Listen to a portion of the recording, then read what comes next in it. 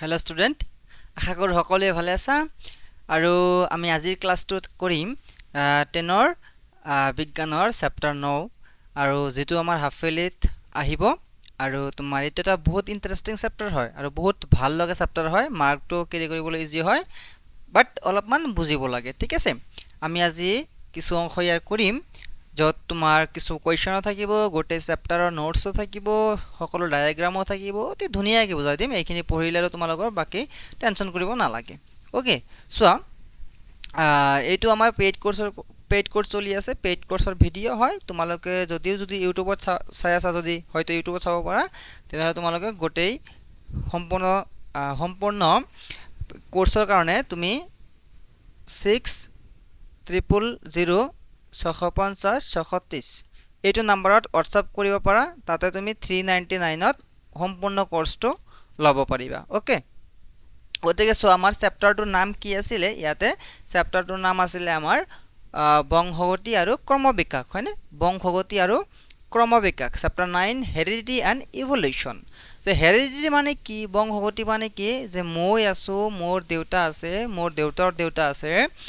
এই যিবিলাক আমাৰ মানুহৰ চৰিত্ৰ থাকে, যিবিলাক আমাৰ মানুহৰ গুণ থাকে, সেই গুণবিলাক আমাৰ পিতৃ মাতৃৰ পৰা তাৰ সতি সন্ততি বা ল'ৰা ছোৱালীলৈ কেনেকৈ প্ৰবাহিত হয়, এই প্ৰক্ৰিয়াটোক আমি কওঁ হেৰিডিটি বা বংশগতি।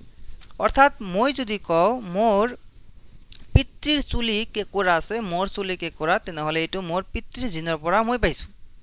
যদি মোৰ চকুৰ কালাৰ ক'লা হয়, তেনেহ'লে হ'ব পাৰে এইটো মই মোৰ মাতৃৰ পৰা পাইছোঁ বা মোৰ পিতৃৰ পৰা পাইছোঁ। এনেবোৰ গুণবোৰ ট্ৰেন্সফাৰ হোৱাটোৱে হৈছে আমাৰ কি জানানে? এনেকুৱা গুণবোৰ ট্ৰেন্সফাৰ হোৱা প্ৰক্ৰিয়াটো হৈছে আমাৰ হেৰিডিটি বা ক্ৰমবিকাশ, হেৰিডিটি বা বংশগতি। অ'কে, বংশগতি। ইয়াতে চোৱা, যেনেকৈ তোমাৰ এটা চিত্ৰ দিয়া আছে, হয়নে? তোমাৰ এটা চিত্ৰ দিয়া আছে যে চকু তোমাৰ দুটা বেলেগ বেলেগ চকুৰ কালাৰো দি আছে, ক্ৰমজম দি আছে, DNA দি আছে। মানে এইবিলাকৰ বিষয়ে আমি পঢ়িম। ঠিক আছে, চিত্ৰটো মই দিছোঁ অলপ ভাল লগাৰ কাৰণে। এতিয়া চাবা, কি কোৱা হৈছে ইয়াতে? আমাৰ কোৱা হৈছে যে বংশগতি। কি কোৱা হৈছে আমাৰ ইয়াতে? বংশগতি। যে বংশগতি কি, হেৰিডিটি কি? বংশগতি কি মই ক'লোৱে অলপমান আগতে, যে যি প্ৰক্ৰিয়াৰ দ্বাৰা পিতৃ মাতৃৰ চাৰিত্ৰিক বৈশিষ্ট্যসমূহ পৰৱৰ্তী প্ৰজন্মলৈ বা সন্তানলৈ বংশানুক্ৰমে প্ৰবাহিত হয়, তাক কি বুলি কোৱা হয়? বংশগতি বুলি কোৱা হয়। আৰু প্ৰজনন প্ৰক্ৰিয়া মানে কি? যে আমাৰ যিকোনো জীৱই নিজৰ বংশ বিস্তাৰ কৰে, এইটো কি বুলি কোৱা হয়? প্ৰজনন বুলি কোৱা হয়। যে প্ৰজনন প্ৰক্ৰিয়াৰ ফলাফল হ'ল একে আৰ্হিৰ জীৱৰ উৎপত্তি। অৰ্থাৎ প্ৰজনন কৰিলেহে আমি একে ধৰণৰ জীৱৰ উৎপত্তি কৰিব পাৰিম। যদি কোনো এটা জীৱই প্ৰজনন কৰা নাই, তেনেহ'লে তেওঁৰ নিচিনা বেলেগ প্ৰাণী কেনেকৈ সৃষ্টি হ'ব, হয়নে? এইটো আমাৰ মূল কাৰণ কি? প্ৰজনন কৰিলেহে আমি বেলেগ বেলেগ প্ৰাণীৰ বেলেগ মানে কি কৰিব পাৰিম? প্ৰজন্মৰ সৃষ্টি কৰিব পাৰিম। ঠিক আছে, আৰু হুবহু একেই হ'ব। ঠিক আছে, এতিয়া চাবা যে চাৰিত্ৰিক বৈশিষ্ট্যৰ বংশানুক্ৰমিক প্ৰবাহ। চাৰিত্ৰিক বৈশিষ্ট্য যিবিলাক আছে, যে চকুৰ কালাৰ, হেয়াৰ কালাৰ, হেয়াৰ কেঁকোৰা নে চিধা হ'ব, তাৰপিছত তোমাৰ স্কিনটো বগা হ'ব নে ক'লা হ'ব নে কেনেকুৱা হ'ব, সেইবিলাক হৈছে আমাৰ চাৰিত্ৰিক বৈশিষ্ট্য। তো ভাবিবা যে চাৰিত্ৰিক বৈশিষ্ট্যবিলাক যদি পিতৃ মাতৃৰ পৰা সতি সন্ততিলৈ প্ৰবাহিত হ'ব লাগে, তেনেহ'লে ইয়াৰ প্ৰধান কাৰণ হৈছে আমাৰ DNA থকা জিন। অ'কে, চ' কেঁচুৱা এটাই মানুহৰ সকলোবিলাক মৌলিক বৈশিষ্ট্য বহন কৰে। সি যি কি নহওক, কেঁচুৱাটো মানে হুবহু মাক দেউতাকৰ দৰে একেও নহয়, আৰু সেইদৰে মানুহৰ জনসংখ্যাৰ মাজত বহুত বেছি বৈসাদৃশ্যতা দেখা পোৱা যায়। এতিয়া চোৱা, যদিও মানে আমাৰ চৰিত্ৰবিলাক আমি বহন কৰি আছোঁ পিতৃ মাতৃৰ পৰা, কিন্তু অলপ হ'লেও কেতিয়াবা কি পোৱা যায়? ডিফাৰেঞ্চ পোৱা যায়। আৰু এই ডিফাৰেঞ্চ পোৱা যায় কাৰণেই, বেলেগ দেখা যায় কাৰণেই আমাৰ যিকোনো প্ৰজাতিৰ মাজত অলপমান বৈসাদৃশ্যতাৰ সৃষ্টি হয়। অৰ্থাৎ দেখাত বেলেগ বা গুণ বেলেগ, ইয়াক কোৱা হয় বৈসাদৃশ্যতা। ঠিক আছে, আৰু এই চাৰিত্ৰিক বৈশিষ্ট্যবিলাক প্ৰবাহিত হয় কিহৰ দ্বাৰা হয়? আমাৰ জিনৰ দ্বাৰা। জিনৰ দ্বাৰা কি হয় এই চাৰিত্ৰিক বৈশিষ্ট্যবিলাক প্ৰবাহিত হয় সো এতিয়া ইয়াতে এটা মই এমসিকিউ দিয়া দিছো যে এমসিকিউ টু কি দিয়া চোৱা যে এমসিকিউ টু কি আছে চোৱা কোনটো প্ৰজনন প্ৰক্ৰিয়াত বৈসাদৃশ্যতা আটাইতকৈ বেছি পৰিলক্ষিত হয় মানে যেটো তোমাৰ গুণ আছে চাৰিত্ৰিক গুণবিলাক কোনটো প্ৰজনন প্ৰক্ৰিয়াত আমাৰ বেছিকৈ বৈসাদৃশ্য দেখা যায় প্ৰজনন প্ৰক্ৰিয়া দুই ধৰণৰ আছিল যৌন প্ৰজনন আৰু অযৌন প্ৰজনন হয়নে যৌন প্ৰজননৰ ক্ষেত্ৰত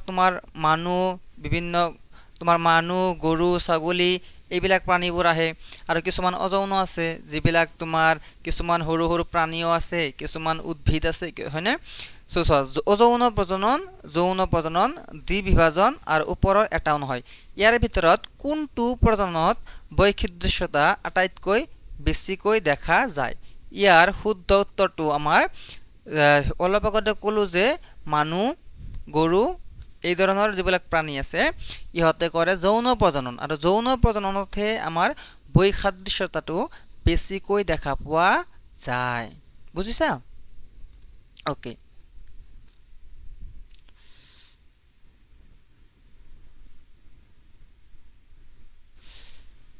ওকে টুকা ইয়াতে এটা কোৱেশ্চন আছে চোৱা ব্যাকটেৰিয়াৰ দ্বিবিভাজনৰ সময়ত সূক্ষ্ম পৰিৱৰ্তন কিয় হয় ব্যাকটেৰিয়া প্ৰাণীটো যেতিয়া তোমাৰ বিভাজন হৈ যায় দুটা ভাগ হৈ যায় এনে ক্ষেত্ৰত সূক্ষ্ম পৰিৱৰ্তন কিয়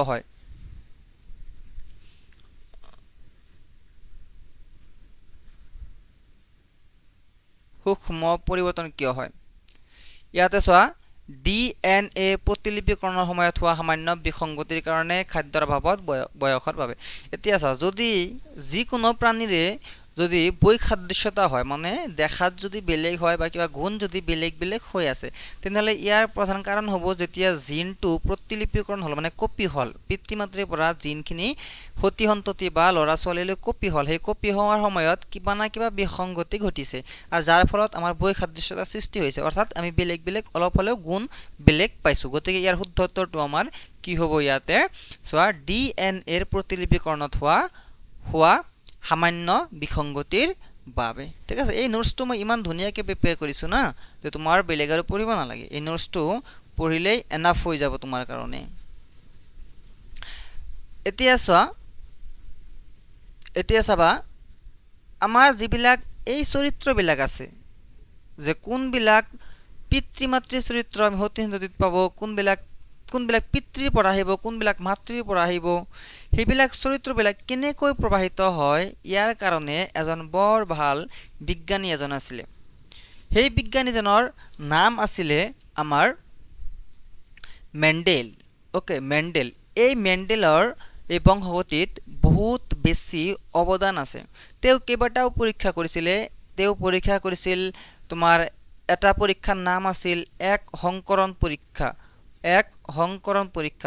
আৰু এটা পৰীক্ষাৰ নাম আছিল দ্বি সংকৰণ পৰীক্ষা এটা আছিল এক সংকৰণ পৰীক্ষা আৰু এটা আছিল কি দ্বি সংকৰণ পৰীক্ষা দুয়োটাৰ বিষয়ত আমি পঢ়িম সংকৰণ মানে কি হাইব্ৰিডাইজেশ্যন হাইব্ৰিড বস্তু তোমালোকে খাইছা নিশ্চয় যে দুটা বেলেগ জীৱ বা বেলেগ প্ৰজাতি মিহলি কৰি এটা প্ৰজাতি প্লাস দুই নম্বৰ বেলেগ প্ৰজাতি মিহলি কৰি আমি 3 নম্বৰ এটা বেলেগ প্ৰজাতিৰ সৃষ্টি কৰি দিও ধৰা হল ইয়াকে আমি একচুয়ালি হাইব্ৰিড বুলি কওঁ ঠিক আছে সংকৰণ বুলি কওঁ মানে দুটাৰ মাজত প্ৰজনন ঘটাই দিয়া বেলেগ প্ৰজাতিৰ মাজত কি ঘটাই দিয়া প্ৰজনন ঘটাই দিয়া সহজ ভাষাত যদি মনত ৰাখিব বিচাৰা এনেকৈ ৰাখিব পাৰা এতিয়া এই যেটো মেণ্ডেলৰ বংশানুক্ৰমিক প্ৰবাহৰ নিয়ম আছিল যেটো তেওঁ পৰীক্ষা কৰিছিল এই পৰীক্ষাৰ কাৰণে তেখেতে প্ৰথমতে বাছি লৈছিল মটৰ মাহৰ গছ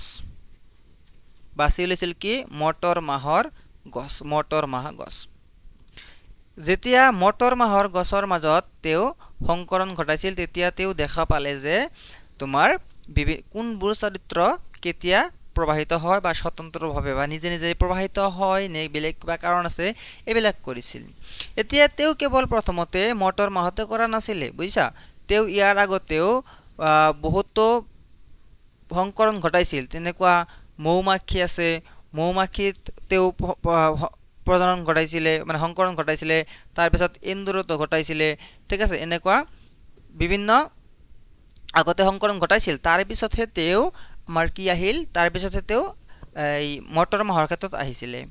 এইবিলাকৰ কি হয়, মৌমাখিৰ প্ৰজননটো অতি জটিল হয়, মৌমাখিৰ প্ৰজননটো অতি জটিল হয়, তাৰ কাৰণে ইয়াতে তেখেতে অধ্যয়ন কৰাটো অলপমান টান হৈ গ'ল, বুজিছা। এই ক্ষেত্ৰত অধ্যয়ন কৰাটো এইকাৰণে কি হৈ গ'ল, অলপমান টান হৈ গ'ল।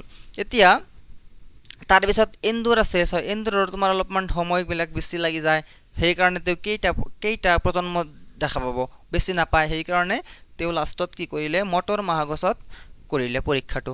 মটৰ মাহ গছটোত কিয় কৰিলে জানা, মটৰ মাহটো তোমাৰ মটৰ মাহৰ প্ৰজননৰ কাৰণে কম সময়ৰ প্ৰয়োজন হয়, বুজিছা, কম সময়ৰ প্ৰয়োজন হয়, আৰু ই সহজতে উপলব্ধ, ই সহজতে কি উপলব্ধ, সেইকাৰণে তেওঁ মটৰ মাহ গছটো বাছি লৈছিল, ঠিক আছে। ইহঁতৰ প্ৰজননটো মানে অতি কম সময়ৰ ভিতৰতে হৈ যায় মটৰ মাহৰ খেতি কৰিলে। এতিয়া চাওঁ,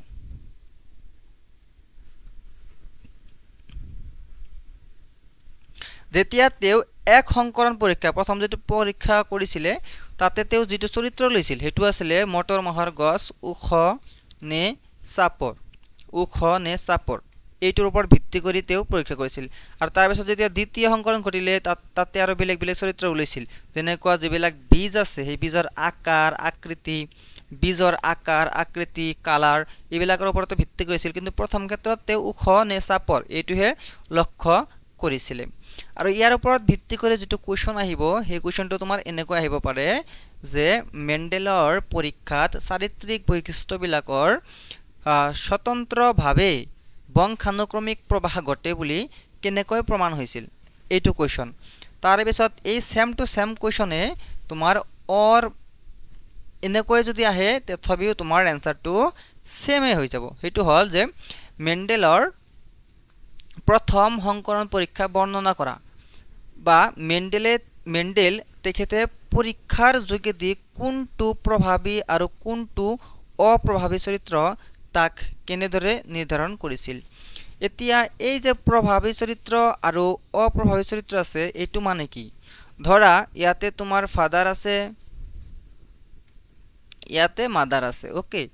এনেকুৱা হ'বনে যে তোমাৰ মাকৰ চকুৰ যিটো কালাৰ আছে, সেই চকুৰ কালাৰটো লেট ধৰা হ'ল হোৱাইট, বাট তোমাৰ ফাদাৰৰ যিটো চকুৰ কালাৰ আছে সেই চকুৰ কালাৰটো ব্লেক।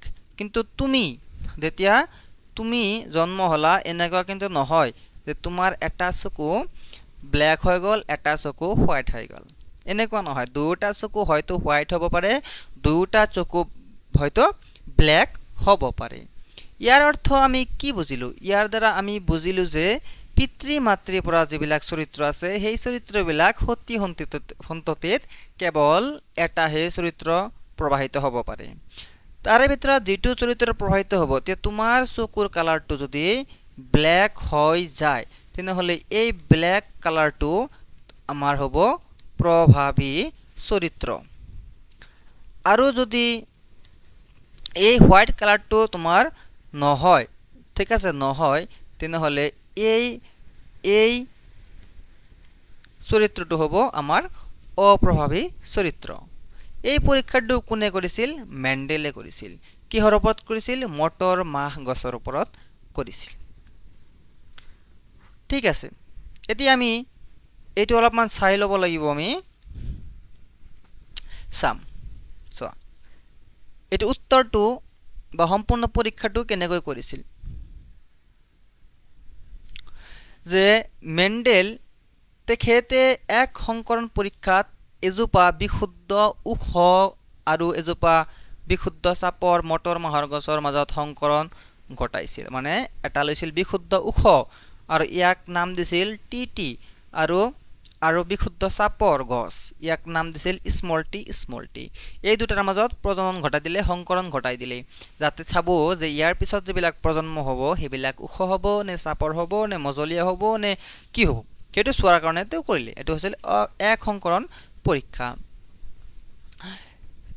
এতিয়া চাবা এই যেতিয়াৰ মাজত যেতিয়া সংকৰণ ঘটাব ইয়াৰ পৰা যদি এটা জিন আহে ইয়াৰ পৰা যদি এটা জিন আহে small T capital T small T ইয়াৰ পৰা এইটো কেপিটেল টি আহিল ইয়াৰ পৰা স্মল টি আহিল ইয়াৰ পৰা কেপিটেল টি আহিল ইয়াৰ পৰা স্মল টি আহিল ইয়াৰ পৰা কেপিটেল টি আহিল ইয়াৰ পৰা স্মল টি আহিল এতিয়া চাবা যদি গোটেই কেইটাত কেপিটেল টি আছে অৰ্থাৎ এই গোটেই কেইটা আমাৰ কাৰণে উখ গছ এই গোটেই কেইটা আমাৰ কাৰণে কি গছ হ'ব উখ গছ হ'ব ঠিক আছে সো দেখা গ'ল যে এইবিলাক তো পিতৃ মাতৃ আছিল এইবিলাক কি আছিল ভাই পিতৃ মাতৃ আছিল এইবিলাক আছিল আমাৰ পিতৃ মাতৃ ওকে আৰু এই পিতৃ মাতৃক একচুয়ালি ষ্টেণ্ডাৰ্ড ভাষাত পৈতৃক পুৰুষ বুলি কোৱা হয় পৈতৃক পুৰুষ বুলি কোৱা হয় অৰ্থাৎ আমি যিবিলাক প্ৰথম প্ৰজন্ম পালো F1 মানে ফাৰ্স্ট জেনাৰেশন প্ৰথম প্ৰজন্ম মানে কি ফাৰ্স্ট জেনাৰেশন মানে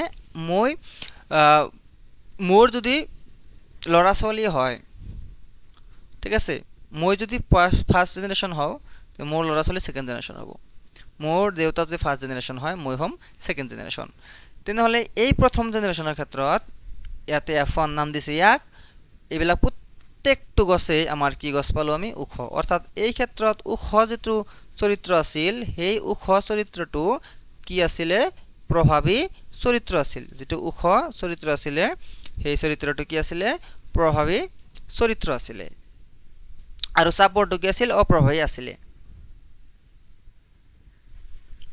ঠিক আছে অলপ পঢ়ি চাও কি কৈছে চাবা কৈছে যে তেতিয়া F1 প্ৰজন্মত সকলো উখ মটৰ মাহৰ গছৰ উদ্ভিদ পোৱা গল অলপ আগতে দেখা পালো যে আমি সকলো কেটা কি হল উখ হল ইয়াতে সোৱা ইয়াতে সংকৰণ ঘটাইছে নাই প্ৰত্যেকটো উদ্ভিদেই আমাৰ কি হৈছে উখ হৈছে আৰু এইবিলাক কি হল আমাৰ কাৰণে ফাৰ্স্ট জেনাৰেশন হল F1 হল আৰু এই কেটা আমাৰ কাৰণে কি হল পৈতৃক পুৰুষ হল আকৌ মেন্ডেলে F1 প্ৰজন্মৰ মটৰ মাহৰ গছৰ মাজত সংকৰণ ঘটোৱাত F2 মানে নেক্সট জেনাৰেশনত উখৰ চাপৰ দুয়ো ধৰণৰ উদ্ভিদ পোৱা গল এই ক্ষেত্ৰত উখৰ চাপৰ গছৰ উদ্ভিদৰ অনুপাত আছিল 3:1 অলপ মান বুজাই দিছো সবা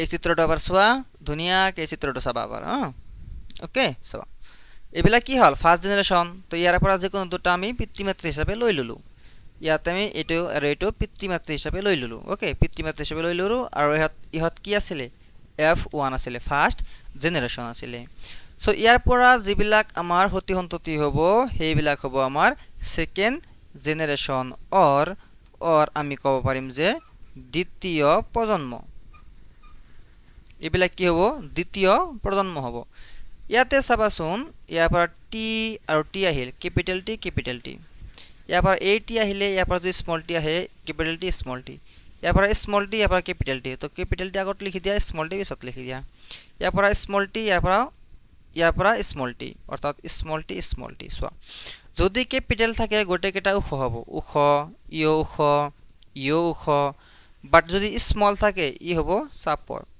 অৰ্থাৎ চাৰিটা উদ্ভিদৰ ভিতৰত তিনটা হল আমাৰ উখ এটা হল আমাৰ সাপৰ এই ক্ষেত্ৰত উখ আৰু সাপৰৰ যেটো অনুপাত হল হেতু হৈ গল আমাৰ কাৰণে 3:1 অৰ্থাৎ তিনিটা উদ্ভিদ উখ আৰু এটা উদ্ভিদ সাপৰ তিনিটা উদ্ভিদ উখ আৰু এটা উদ্ভিদ সাপৰ ওকে এইটো হল আমাৰ এক সংকৰণ পৰীক্ষা ইয়াতে সোৱা কোনো নিয়ম নাই যিবিলাক বৈশিষ্ট্য আছিল যিবিলাক চৰিত্ৰ আছিল উখ আৰু সাপৰ এইবিলাক স্বতন্ত্ৰভাৱে প্ৰভাৱিত হৈছে ইয়াতে কোনো নিয়ম ৰুল ইউজ হোৱা নাই হয় নাই আৰু ইয়াৰ দ্বাৰা তে প্ৰমাণ কৰিলে যে একচুয়ালি যিবিলাক চাৰিত্ৰিক বৈশিষ্ট্য আছে সেই চাৰিত্ৰিক বৈশিষ্ট্যবিলাক হতি সন্ততিলৈ কোনো ধৰণৰ নিয়ম নহয় তে অটোমেটিক ভাৱে প্ৰভাৱিত হ'ব এটো কোনে সিদ্ধান্ত ললে মেন্ডেলে বুজিলা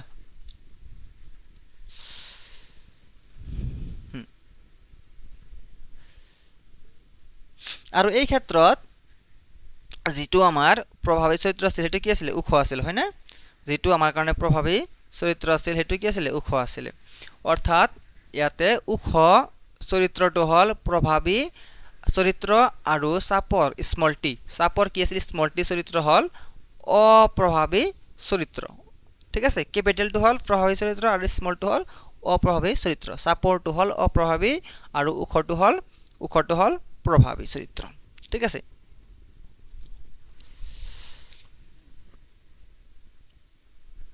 ওকে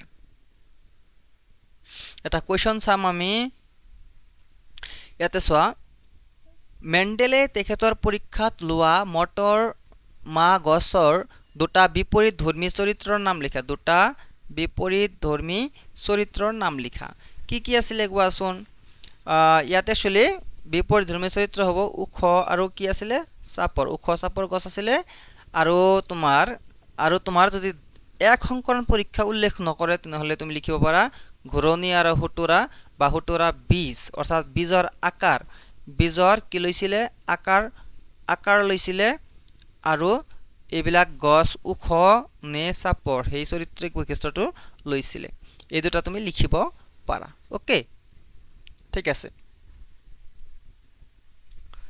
তাৰ পিছত এটা ইম্পৰ্টেন্ট কোৱেশ্চন আমাৰ কাৰণে আহি যায় যে প্ৰভাৱী আৰু অপ্ৰভাৱী চৰিত্ৰ কাক বোলে প্ৰভাৱী আৰু অপ্ৰভাৱী চৰিত্ৰ কাক বোলে সিম্পল কথা যে যিবিলাক চৰিত্ৰ তোমাৰ সতি সন্ততিলৈ প্ৰকাশ পাব সেইবিলাক চৰিত্ৰ হ'ব প্ৰভাৱী চৰিত্ৰ আৰু যিটো চৰিত্ৰ আমাৰ কি নহব প্ৰকাশ নহব ঠিক আছে প্ৰকাশ নহব সেই চৰিত্ৰটো হ'ব আমাৰ কাৰণে অপ্ৰভাৱী চৰিত্ৰ যেনেকুৱা ইয়াতে আমাৰ প্ৰভাৱী চৰিত্ৰ কি হয় যে যিটো চৰিত্ৰই F1 প্ৰজন্মত নিজকে প্ৰকাশ কৰে তাক প্ৰভাৱী চৰিত্ৰ বোলে যেনে মটৰ মাহৰ গছৰ কথা যে ক'লো আমি কেপিটেল টি অৰ্থাৎ ওখ চৰিত্ৰটো কি আছিল প্ৰভাৱী চৰিত্ৰ গতিকে আৰু স্মল টি চাপৰটো কি হৈছিল তোমাৰ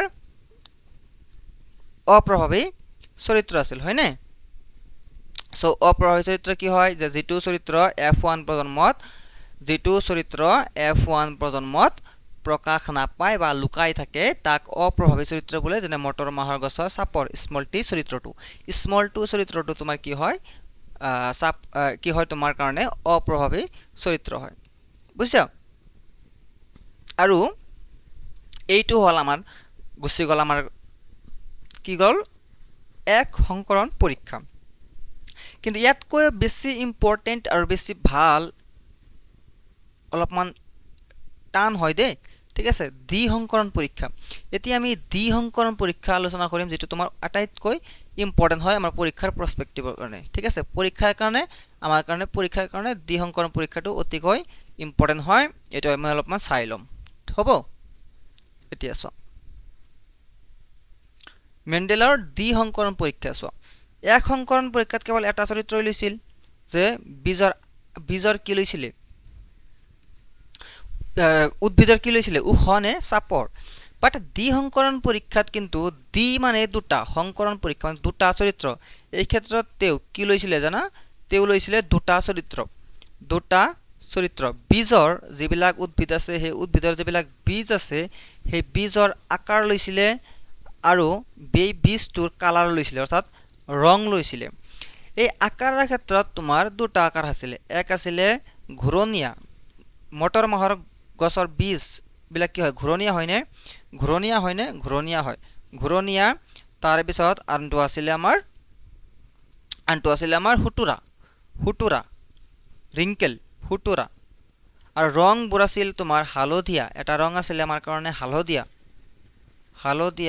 আৰু এটা ৰং আছিল আমাৰ কাৰণে হেউজা এই দুটা বেলেগ বেলেগ চৰিত্ৰ লক্ষ্য কৰিছিল কাৰণে ইয়াৰ নাম হৈ গল আমাৰ দ্বি সংকৰণ পৰীক্ষা ঠিক আছে এতিয়া চাবা যে এই পৰীক্ষাত মেণ্ডেলে দুটা চৰিত্ৰ লক্ষ্য কৰিছিল বীজৰ আকাৰ আৰু বীজৰ কি ৰং বীজৰ আকাৰ আৰু কি বীজৰ ৰং হ'ব চাবা ওকে এই ক্ষেত্ৰত চোৱা বীজৰ আকাৰ ইম্পৰ্টেন্ট কিন্তু বুঝা ভেৰি ভেৰি ইম্পৰ্টেন্ট অবহেলা নকৰিবা মই কৈ দিছো অবহেলা নকৰিবা ভেৰি ভেৰি ভেৰি ইম্পৰ্টেন্ট হয় এইটো বীজৰ আকাৰ চাবা আমাৰ কাৰণে বীজৰ আকাৰ অলপ আগতে মই কলো উল্লেখ কৰিছো যে বীজৰ আকাৰ যেটো আছে হেটো হ'ব পাৰে ঘূৰণীয়া যেটো আছে না ইয়াক আমাৰ কাৰণে আৰ দিছিলে আৰু এই আৰ যেটো আছে ঘূৰণীয়া আছিল পিছত দেখা গল যে এই ঘূৰণীটো একচুয়ালি প্ৰভাৱী চৰিত্ৰ হয় ঠিক আছে। আৰু হুটুৰা ৰিংকলক কিন্তু একচুৱেলি ডাব্লু দি বুজাব লাগিছিল, কিন্তু বুজোৱা নাই। কি বুজাইছে? স্মল আৰেৰে বুজাইছে। কি বুজাইছে? স্মল আৰেৰে বুজাইছে, বুজিছা? স্মল আৰ আৰু স্মল আৰেৰে বুজাইছে হুটুৰাক। এতিয়া বীজৰ যদি কালাৰত চাবা, বীজৰ যদি কালাৰত যোৱা, বীজৰ ৰঙত যদি যোৱা, এই বীজৰ ৰং আমাৰ কেনেকুৱা আছিলে? এক ৰং আছিলে আমাৰ কাৰণে হালধীয়া, আৰু য়াল্লক বুজাইছিল কেপিটেল ৱাই ৰে। আৰু সেউজীয়া মানে কি? গ্ৰীণ। এইবিলাক কিন্তু কালাৰ গ্ৰীণক একচুৱেলি জিৰে বুজাব লাগিছিল, জিৰে নুবুজাই তেওঁ স্মল ৱাই আৰু স্মল ৱাই ৰে বুজাইছে। মই যেনেকৈ লিখি দিছোঁ নোটছটোত, ধুনীয়াকৈ ছেম টু ছেম ভাৱে তেনেকৈ লিখিব লাগিব, অলপো বেলেগ হ'ব নোৱাৰে, ফুল মাৰ্কছ পাবা। এতিয়া চোৱা, ইহঁতৰ মাজত সংকৰণ ঘটাব লাগিব নে? সংকৰণ ঘটাব লাগিব। সংকৰণ ঘটাওঁতে পিতৃ মাতৃ হিচাপে ধৰা এই ঘূৰণীয়া আৰু সেউজীয়া আছে, ঘূৰণীয়া আৰু সেউজীয়া ল'লে, আৰু এইফালে হুটুৰা আৰু হালধীয়া ল'লে, ইহঁতৰ মাজত ক্ৰছ কৰাই দিছে, ইহঁতৰ মাজত সংকৰণ ঘটাই দিছে, বুজিছা? যে ঘূৰণীয়া আৰু সেউজীয়া, হুটুৰা আৰু হালধীয়া। এতিয়া ঘূৰণীয়াৰ কাৰণে কি আছিলে? ঘূৰণীয়াৰ কাৰণে কি আছিলে? কেপিটেল আৰ আৰু কেপিটেল আৰ আছিলে, হয়নে? কেপিটেল আৰ আৰু কেপিটেল আৰ আছিলে। ঘূৰণীয়াৰ কাৰণে এটা কি লৈছোঁ আমাৰ কাৰণে? কেপিটেল আৰ আৰু কেপিটেল আৰ। এই ঘূৰণীয়াৰ কাৰণে কেপিটেল আৰ লৈছে, সেউজীয়াৰ কাৰণে স্মল ৱাই লৈছে। ইহঁতক পিতৃ মাতৃ বুলি ধৰিব পাৰা, আৰু ইহঁতক একো একোটাক জিন বুলি ধৰিব পাৰা। এই স্মল আৰ যিবিলাক আছে না, এইবিলাক একো একোটাক কি বুলি ধৰিব পাৰা? জিন বুলি ধৰিব পাৰা। এইবিলাক একো একোটাক কি বুলি ধৰিব পাৰা? জিন বুলি ধৰিব পাৰা। কাৰণ এই জিনেইতো তোমাৰ কি কৰিব? চৰিত্ৰবিলাক প্ৰকাশ কৰিব না, জিনেইতো প্ৰকাশ কৰিব। আৰু এই জিন আহিলে সেই জিনবিলাক মিলি কি হয়? জননকোষ হয়, হয়নে? যেতিয়া তোমাৰ ইহঁতৰ পৰা আহিব, আমাৰ কোষবিলাক আহিব, জননকোষ বুলি ক'ব না ইহঁতক। পিতৃ মাতৃৰ পৰা আহিলে জননকোষ, যেনেকুৱা শুক্ৰাণু আৰু ডিম্বাণু কি হয়? জননকোষ, হয়নে? শুক্ৰাণু আৰু ডিম্বাণু। অ'কে, চ' ইয়াৰ পৰা আহিল কেপিটেল আৰ, ইয়াৰ পৰা আহিল small Y, capital R small Y হৈ গ'ল। আৰু ইয়াৰ পৰা ছেম টু ছেম তেনেকৈ আহিব কেপিটেল আৰ আৰু স্মল ৱাই, কেপিটেল আৰ আৰু স্মল ৱাই। ঠিক আছে। এইবিলাক কি হ'ব আমাৰ কাৰণে? এইবিলাক হ'ব আমাৰ কাৰণে জননকোষ। জননকোষক ইংৰাজীত কি বুলি কোৱা হয়? গেমেটছ বুলি কোৱা হয়। অ'কে, এইবিলাক আমাৰ কাৰণে কি হ'ব? জননকোষ হ'ব। অ'কে, গেমেটছ বুলি কোৱা হ'ব। ঠিক তেনেদৰে হুটুৰা আৰু হালধীৰ মাজত যদি ক্ৰছ কৰোৱা হয়, ইহঁতৰ কাৰণে তোমাৰ এইটো আৰু এইটো হ'ব। এইবিলাক ধৰা তোমাৰ পিতৃ মাতৃ হিচাপে ধৰিব পাৰা, ঠিক আছে, বা ক্ৰমজম হিচাপে ধৰিব পাৰা। চ' ইয়াৰ পৰা এটা আহিল স্মল আৰ কেপিটেল ৱাই, ইয়াতে আহিল আমাৰ কাৰণে স্মল আৰ কেপিটেল ৱাই, ঠিক আছে। আৰু এইবিলাক হ'ল আমাৰ কাৰণে একো একোটা জনন কোষ। এইকেইটা আমাৰ কাৰণে কি হৈ গ'ল? জনন কোষ হৈ গ'ল। যেনেকুৱাকৈ মই লিখি দিছোঁ, ঠিক তেনেকুৱাকৈ তুমি লিখিব লাগিব, ধুনীয়াকৈ হৈ যাব, বুজিলা? ইয়াৰ কাৰণে চোৱা, এই যিবিলাক জনন কোষ আহিল, এই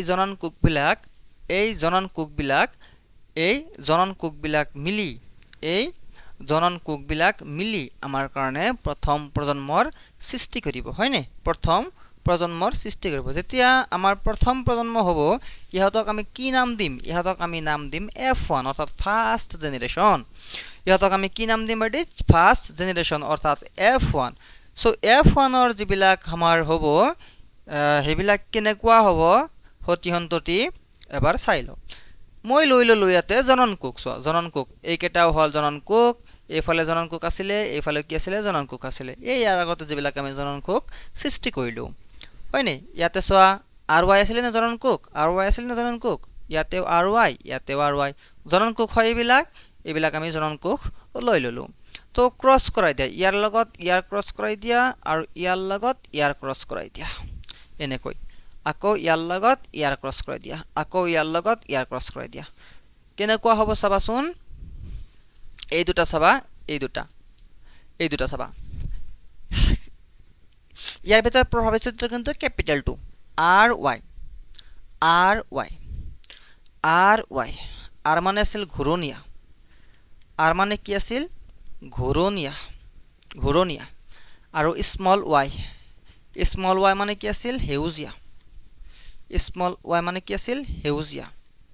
যিবিলাক প্ৰজন্মৰ সৃষ্টি হ'ব, চোৱা, ইয়াৰ পৰা আমাৰ কাৰণে ইয়াৰ পৰা আহিব কেপিটেল আৰ ঘূৰণীয়া আৰু ইয়াতে কি আছিল হুতুৰা আৰ মানে কি হুতুৰা মানে আকাৰ প্ৰথমতে আমি আকাৰ লিখিম ফাৰ্স্ট লিখিম আমি আকাৰ তাৰ পিছত আমি কালাৰ লিখিম ওকে আৰু আকাৰৰ ক্ষেত্ৰত কোনটো ফাৰ্স্ট লিখিব লাগিব যেটো আমাৰ কাৰণে কি হ'ব প্ৰভাৱী চৰিত্ৰ হ'ব প্ৰভাৱী চৰিত্ৰটো কি হয় আমাৰ কাৰণে কেপিটেল লেটাৰ যেটো হয় হেতু হয় প্ৰভাৱী চৰিত্ৰ যেটো আমাৰ কাৰণে কেপিটেল লেটাৰ আছে না হেতু হ'ব আমাৰ কাৰণে প্ৰভাৱী চৰিত্ৰ ঠিক আছে সো সাবা যে ইয়াতে আমাৰ আৰ আৰ আৰু ইয়াতে স্মল y হুতুৰা স্মল y হেউজিয়া আৰু কেপিটেল y হালধীয়া কেপিটেল y টো আমাৰ কাৰণে প্ৰভাৱী সো কেপিটেল y টো আমি আগত লিখিম স্মল y টো পিছত লিখিম আৰু ইয়াৰ কাৰণে হৈ গল কি capital r small y capital y small y so ইয়াতে সোৱা যেটো আমাৰ কাৰণে আকাৰ আছে আকাৰৰ ক্ষেত্ৰত প্ৰভাৱী চৰিত্ৰ কোনটো হয় কেপিটেল r কেপিটেলৰ কাৰণে কি আহিব কেপিটেলৰ কাৰণে কি আহিব ঘূৰণীয়া আহিব কেপিটেল আৰ কাৰণে কি আহিব ঘূৰণীয়া আহিব কেপিটেল y কাৰণে কি আহিব হালধীয়া আহিব অৰ্থাৎ যেটো আমাৰ বীজৰ আকৃতি হ'ব আকাৰ হ'ব হেতু কেনেকৈ হ'ব ঘূৰণীয়া হালধীয়া হ'ব যেটো আমি বীজ পাম ফাৰ্স্ট জেনাৰেশনত সেই ফাৰ্স্ট জেনাৰেশনটোত যেটো আমাৰ বীজ পাম সেই ফাৰ্স্ট জেনাৰেশনটোত হেতু আমাৰ কাৰণে হ'ব ফুল্লি ৰাউন্ড আৰু কি হ'ব হালধীয়া ফুল্লি ৰাউন্ড হ'ব আৰু কি হ'ব আমাৰ কাৰণে হালধীয়া হ'ব বুজিলো ফুল্লি ৰাউন্ড হ'ব আৰু কি হ'ব আমাৰ কাৰণে হালধীয়া হ'ব এনেকুৱা এটো হল ঠিক আছে ঘূৰণীয়া হালধীয়া এইটো সোৱা ইয়াৰ লগত কৰিলো এগেইন ইয়াৰ লগত কৰি দিও ইয়াৰ লগত কৰিলে কি হ'ব সোৱা R small y capital y small y কেপিটেলটো প্ৰভাৱী হয় কেপিটেলটো আগত লিখিব লাগিব ঠিক তেনেকুৱা ইয়াৰ যেটো হ'ব হেতু তোমাৰ কি হ'ব ঘূৰণীয়া আৰু হালধীয়া হ'ব এই ক্ষেত্ৰত ঘূৰণীয়া আৰু কি হ'ব আমাৰ কাৰণে হালধীয়া হ'ব যেটো বীজ হ'ব এই যেটো আমাৰ মটৰ মাহৰ বীজ আছিলে হেতু কেনেকুৱা হ'ব ঘূৰণীয়া আৰু হালধীয়া হ'ব চোৱাচোন ইয়াৰ লগত ইয়াৰ কৰিলেও সেম টু সেম আহিব আৰু ইও সেই ঘূৰণীয়া হালধীয়া আহিব ইয়াৰ লগত আকৌ ইয়াৰ কৰিলে ঘূৰণীয়া আৰু হালধীয়া আহিব আমাৰ কাৰণে সেম টু সেম আহিব বুজি পাইছো কথা আমি সো এইকেটা ফার্স্ট জেনারেশন হৈ যাব এইকেটা আমাৰ কাৰণে ফাৰ্স্ট জেনাৰেশন হৈ যাব 1 2 3 4 এই চাৰিটা আমাৰ কাৰণে ফাৰ্স্ট জেনাৰেশন হৈ যাব আৰু প্ৰত্যেকটো উদ্ভিদৰ বীজৰ যেটো আকৃতি হল প্ৰত্যেকটো উদ্ভিদৰ বীজৰ যেটো আকৃতি হল সেই আকৃতিটো কি হল ঘূৰণীয়া আৰু হালধীয়া হল ঘূৰণীয়া আৰু হালধীয়া হল যেটো প্ৰকৃতি হল সেই প্ৰকৃতিটো ঘূৰণীয়া আৰু হালধীয়া হল এতিয়া সোৱা ইটো ইয়াৰ লৰা ছোৱালী হল এইটো ফাৰ্স্ট জেনাৰেশন হল এইটো ইহতে যেতিয়া বিয়া পাতিব ন ইহতৰ প্ৰজন্ম হ'ব ইহতৰ লৰা ছোৱালী হ'ব সিহতৰ লৰা ছোৱালী হোৱাৰ লগে লগে আমি ইহতক নাম দিম সেকেন্ড জেনাৰেশন অৰ্থাৎ F2 ঠিক আছে তো ইয়াৰ পৰা আমি এইটো আৰু এইটো লম লোৱাৰ পিছত পিতৃ মাতৃ হিচাপে লম লোৱাৰ পিছত ইহতৰ পৰা এগেইন জনন কোষ বিলাক বাহিৰ কৰিম ইহতৰ পৰা এগেইন জনন কোষ বিলাক বাহিৰ কৰিম সেই জনন কোষেৰে আকৌ সংকৰণ ঘটাই দি তাৰ পৰা আকৌ আমি সেকেন্ড জেনাৰেশনৰ লৰা ছোৱালী বিলাক বাহিৰ কৰিম ঠিক আছে সবা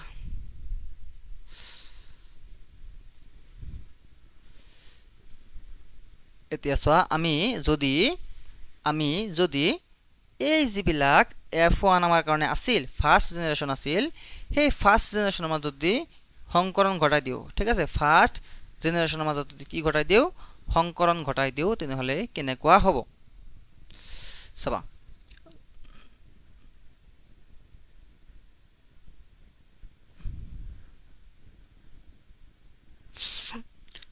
ফাৰ্স্ট জেনাৰেশনৰ ক্ষেত্ৰত কি আছিল এনেকুৱা একেটা আছিল পিতৃ মাতৃ ধৰা এটা হতি সন্তান এনেকুৱা পাইছিলো দুটা লৈ ললো দুটা লোৱাৰ পিছত ইহতৰ পৰা আমি জনন কোষ বিলাক বাহিৰ কৰি লও চাবাচোন ইয়াৰ পৰা জনন কোষ বিলাক বাহিৰ কৰিলে কি কি হ'ব সোৱা যে জনন কোষৰা কি কি আহিব পাৰে কেপিটেল R মানে কি আছিল ঘূৰণীয়া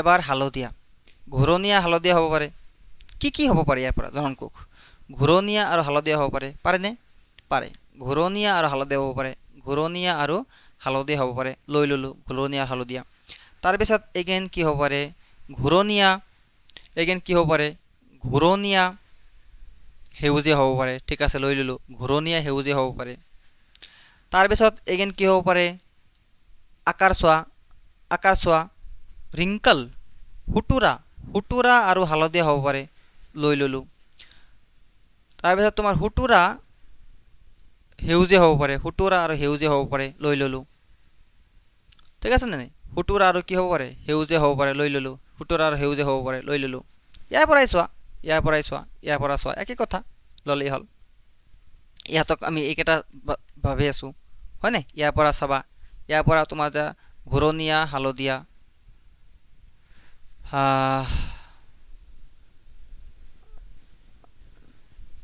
এটা ক্যাপিটাল হ'ব ওকে ক্যাপিটাল হ'ব ঘূৰণীয়া হালধীয়া হ'ল তাৰপিছত ঘূৰণীয়া সেউজীয়া হ'ল ঘূৰণীয়া হালধীয়া ঘূৰণীয়া সেউজীয়া এইটো অলপ ভুল হৈছে এইটো কিন্তু এইটো আমাৰ কাৰণে ক্যাপিটাল Y হ'ব লাগিব ক্যাপিটাল Y কাৰণ কিয় ঘূৰণীয়া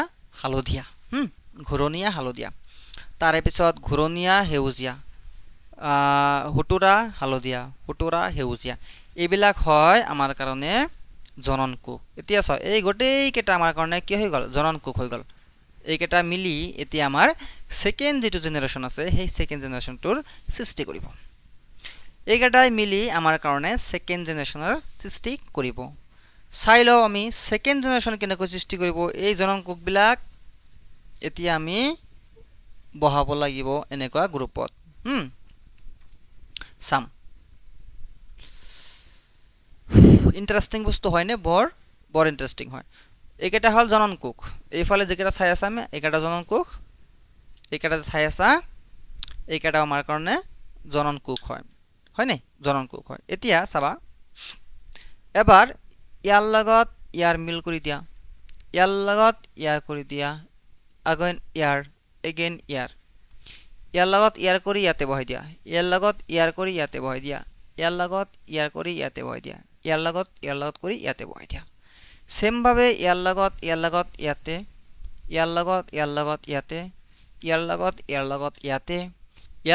ইয়াৰ লগত ইয়াতে এনেকৈ আমি সম্পূৰ্ণ টেবুলটো ফিল কৰিম চাবা প্ৰভাৱী চৰিত্ৰটো আগত লিখিব লাগে জানো যেটো প্ৰভাৱী আছে প্ৰভাৱী চৰিত্ৰ কি যেটো আমাৰ ক্যাপিটাল লেটাৰ হেতু আমাৰ কাৰণে প্ৰভাৱী চৰিত্ৰ ক্যাপিটাল লেটাৰ হেতু আমাৰ কাৰণে প্ৰভাৱী চৰিত্ৰ ফাৰ্ষ্টত আমি প্ৰথমতে আমি কি লিখো আকাৰ তাৰ পিছতে আমি ৰং লিখো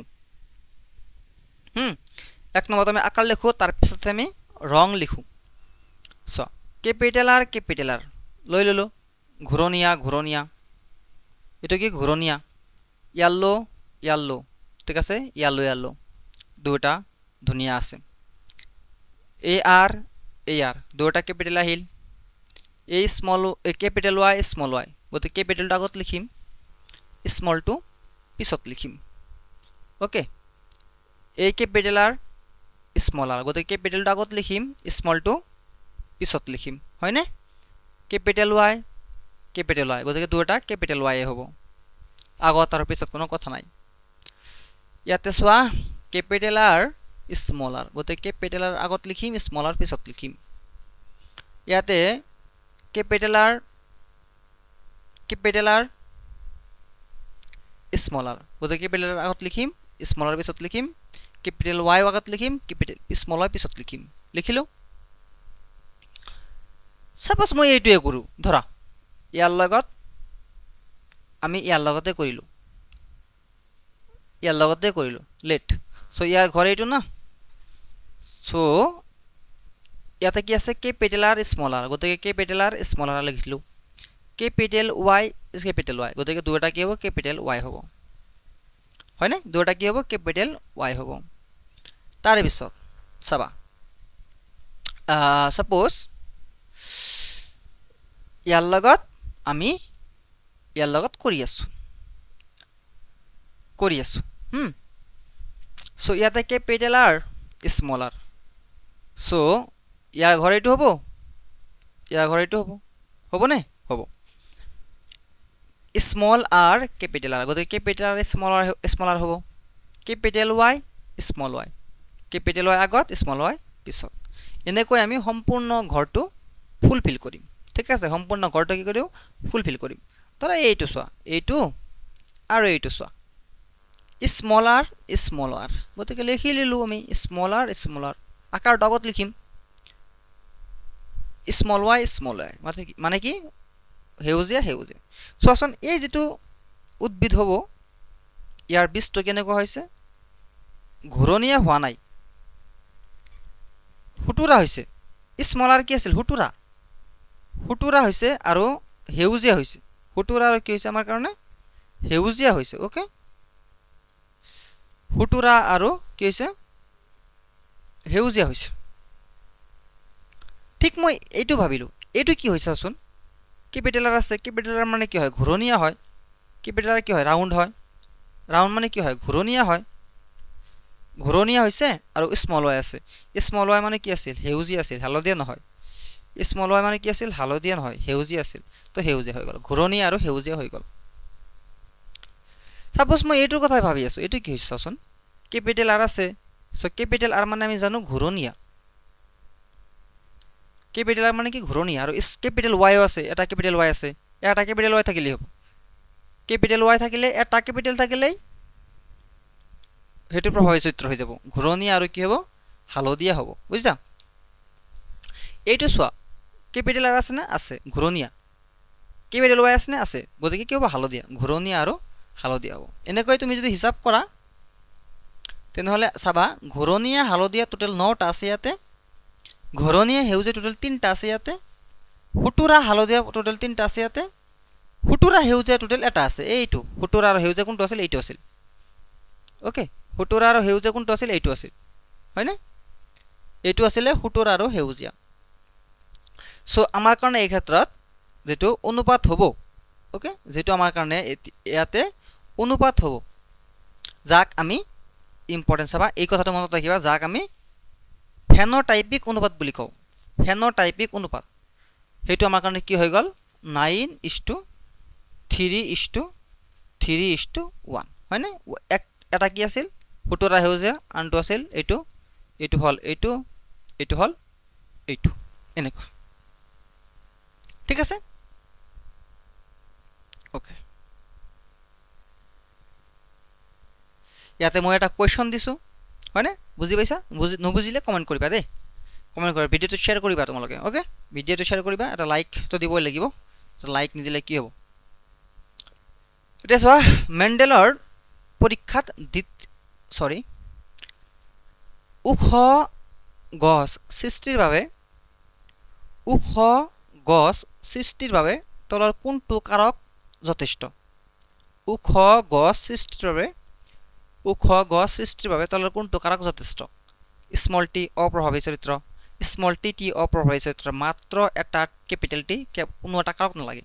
চ' ইয়াৰ এনচাৰটো তোমালোকে পাইছা, হয়নে, এটা মাত্ৰ কেপিটেল টি থাকিলে সেইটো ওখ হয়, এটা মাত্ৰ কেপিটেল টি থাকিলে সেইটো আমাৰ কাৰণে কি হৈছিলে ওখ চৰিত্ৰ হৈছিলে, হয়নে, ওখ হৈছিলে, আৰু এইটো প্ৰভাৱী চৰিত্ৰ হয়। চ' বাকীখিনি তোমালোকে একচুৱেলি আমাৰ পেইড বেটছত পাবা দেই, বাকীখিনি তোমালোকে পেইড বেটছত পাবা, আৰু জইন হ'বৰ কাৰণে অনলি 399ত সকলো ভিডিঅ', সকলো PDF, সকলো নোটছ, সকলো MCQ পাই যাবা। ইয়াৰ কাৰণে তোমালোকে মেছেজ কৰিব লাগিব মোক 6000650623 নাম্বাৰত হোৱাটছআপত। অ'কে, তোমালোকে সম্পূৰ্ণ কোৰ্চটো কেৱল 399ত পাবা। ইয়াতকৈ কমত, ইয়াতকৈ ভাল কোৱালিটি সম্পন্ন তোমালোকক কোনে দিব নোৱাৰে, এইটো মই গেৰাণ্টি। ঠিক আছে, আজিৰ কাৰণে বিদায় মাগিছোঁ, নেক্সট ক্লাছত আমি বাকীখিনি কৰিম। Okay, thank U.